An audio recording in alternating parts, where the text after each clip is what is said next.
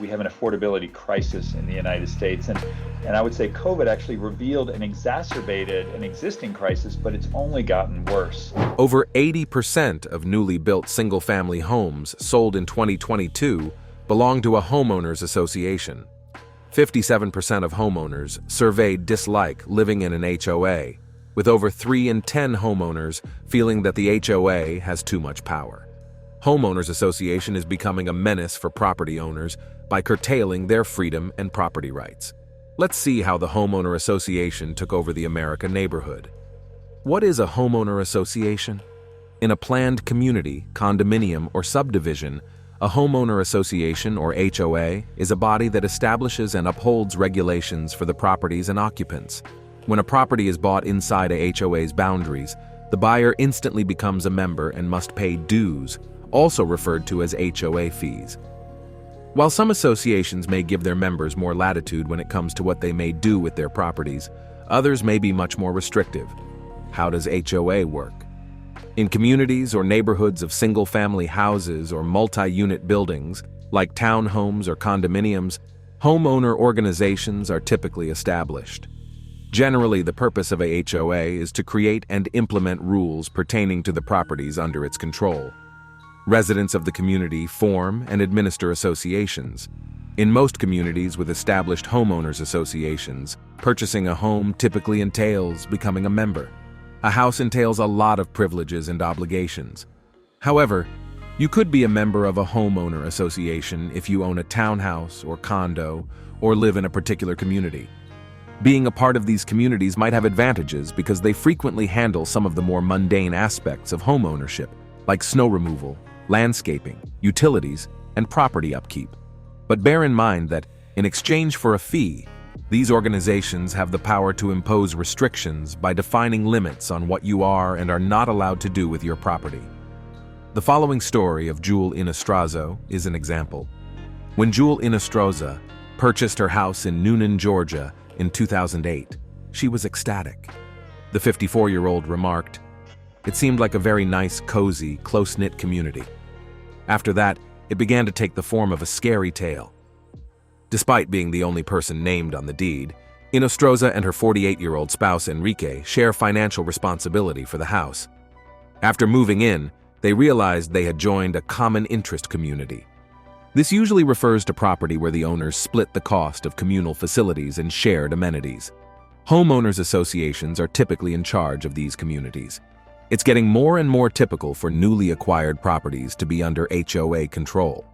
Homeowners associations owned around 84% of newly constructed single-family houses that were sold in 2022, according to the U.S. Census Bureau.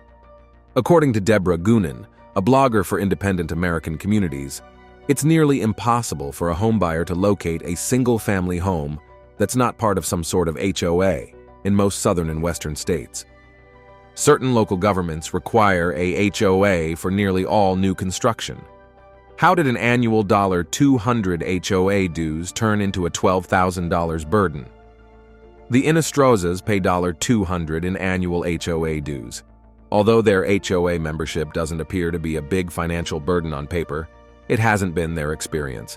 After moving in, the couple was shocked to learn that their property had unpaid balances from before they purchased it, in addition to numerous fines and costs.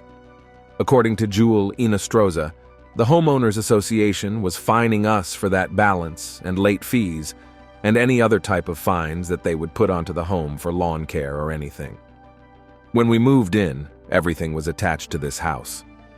The pair claimed that the HOA and its management business, Homeowners Management LLC, were unresponsive to their requests to have the amount canceled and that they were hesitant to pay those fines. Records examined by CNBC dating back to 2012 demonstrate that the balance kept increasing.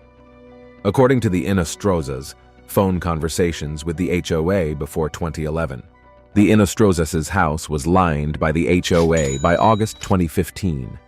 The HOA claimed in the court filings that the Inostrozas owed over $1,600. CNBC repeatedly asked the HOA's attorneys for comment, but they never got back to them. The HOA board's previous director, who managed the organization from 2020 until her resignation in October 2023, chose not to comment. The idea that the association's existence raises property values is a major component of many sales pitches for homeowner associations.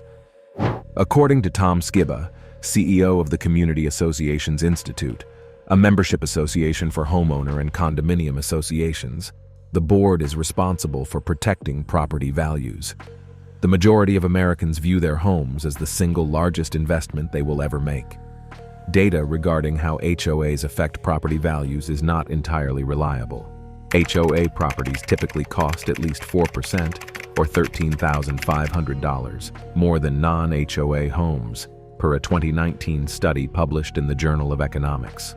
But the location can make a big difference in those property values. According to a 2019 critical housing analysis, home values in communities with homeowner associations were lower than those in neighborhoods without them in 3 distinct U.S. cities. In addition, managing common areas or property may need HOAs, which can offer value for homeowners. This could include common swimming areas or even golf courses in neighborhoods of single-family homes. In order to assist homeowners with property maintenance, they could also provide services. Out there, associations take care of all the landscaping, Skiba remarked. The association maintains the landscaping and mows the lawn, even if you may own your property. People in over 55 communities frequently express a general disinterest in being bothered with such tasks. Is that a save of money then? Indeed. The Innistroz's encounter with their HOA brings to light some national trends in power dynamics. According to a 2023 Rocket Mortgage poll, 57% of homeowners who have a homeowners association despise the arrangement, and more than 3 out of 10 feel their HOA has too much power. A survey of 1,001 homeowners was conducted by the lender. They act as hyperlocal governments and in many ways supersede all the other laws that exist, said Steve Horvath, co-founder of advocacy group HOA United. According to Horvath, the motivation for HOAs is the desire for municipalities to offload their responsibilities for taking care of things that you would normally associate with paying your taxes, such as upkeep of roads, sidewalks, and sewers. Homeowners who disagree with their HOA claim they have problems obtaining assistance through the proper government channels. Raylene Schifano, a co-founder of HOA United, stated that the only rights that homeowners have is to take them to civil court, and the project isn't successful. That's all for now. Thanks for watching. If you enjoyed this video and found it useful, don't forget to hit that like button below. And if you want to stay updated with more great content like this, make sure to subscribe to our channel by clicking the red button and ringing the notification bell so you never miss any future content from us. Your support means the world to us.